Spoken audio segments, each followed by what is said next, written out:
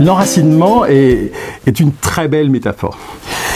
Et en même temps, on peut noter que son usage est parfois surprenant, car quand nous parlons de nos racines, nous pensons immédiatement au passé.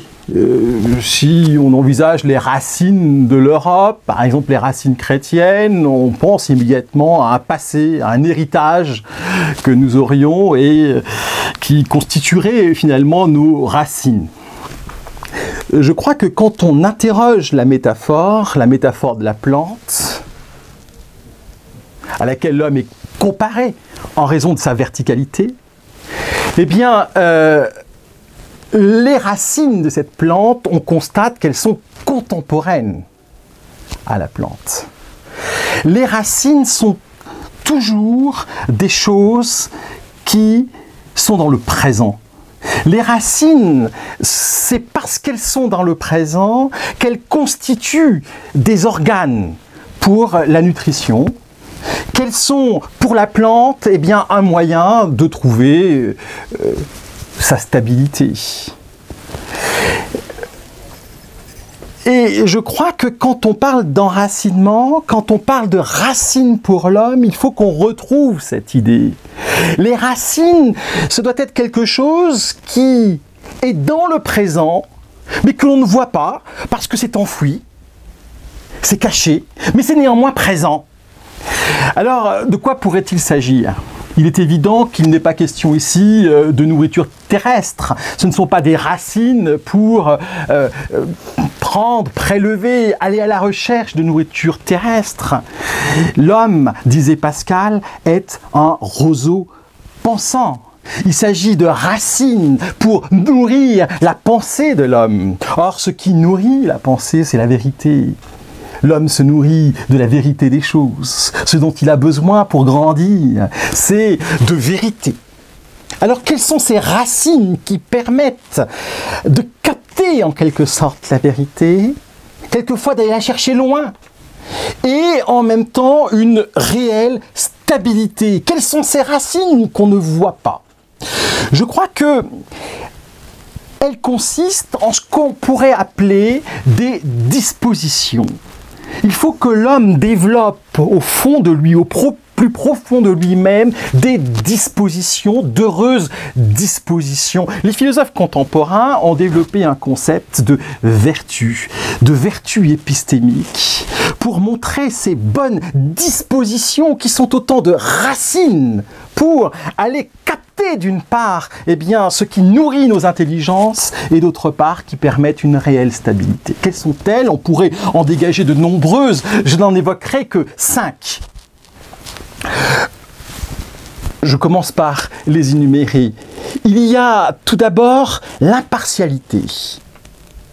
On peut également invoquer la sobriété intellectuelle, le courage, la pertinence intellectuelle ou enfin l'équilibre réfléchi. 5 racines, ce ne sont pas les seules, mais 5 racines qui précisément eh bien, demandent à être développées si l'on veut rester stable et avoir une nourriture intellectuelle. Qu'est-ce que l'impartialité? C'est tout le contraire de la partialité. Nous sommes enclins à être partial. Nous sommes enclins à prendre parti sans avoir regardé toutes les parties. Nous sommes enclins à avoir des partis pris, autrement dit.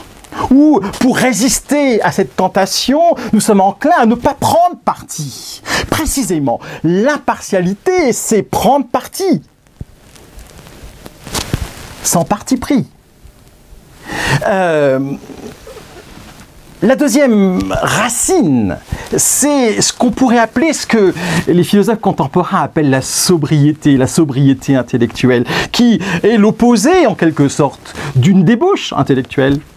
Car regardons bien la plupart de nos idées, la plupart des idées auxquelles nous y adhérons pour quelle raison? Parce qu'elles nous plaisent.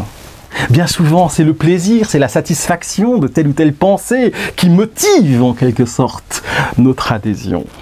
Au contraire, la sobriété intellectuelle consiste dans le fait de n'adhérer que parce que nous avons de bonnes raisons n'adhérer parce que cela est conforme au bon sens, quand il n'est pas possible d'avoir de bonnes raisons.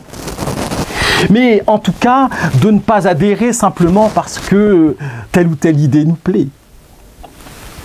Vient ensuite le courage intellectuel, la troisième racine, le courage intellectuel, cette capacité à ne pas être paralysé quand, par exemple, nos idées vont à l'encontre de l'opinion la plus répandue, de la pensée unique, comme on dit aujourd'hui.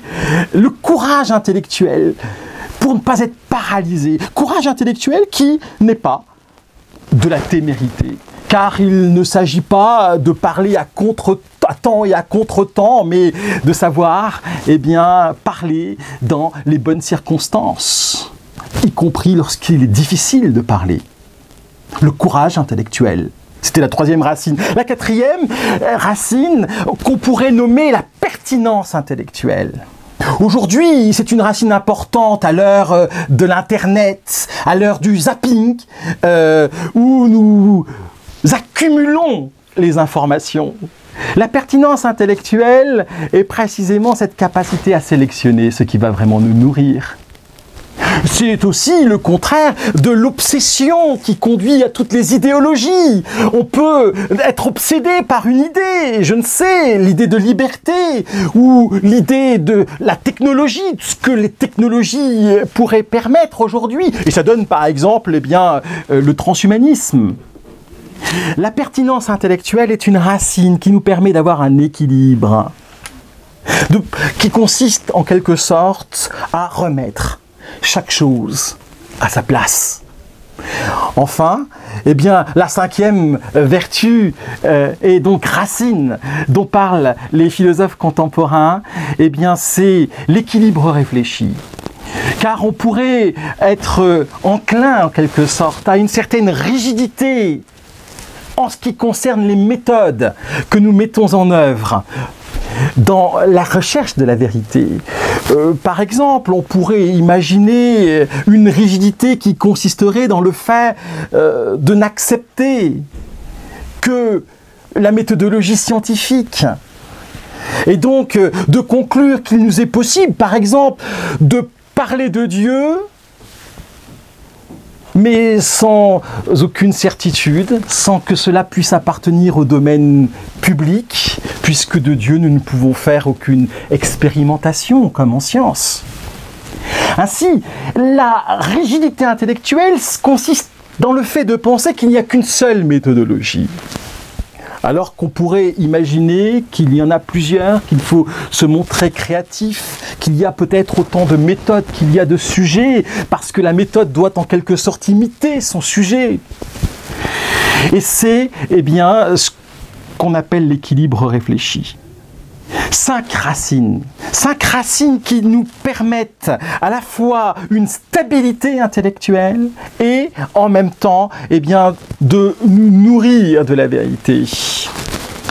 5 racines qui n'ont pas en quelque sorte pour fonction d'identifier qui nous sommes. Je ne comprends pas pour quelles raisons nous pensons aujourd'hui trop souvent que une personne, une population ou un ensemble de populations s'identifie à ses racines, car un arbre ne s'identifie pas à ses racines. Un arbre s'identifie à son fruit.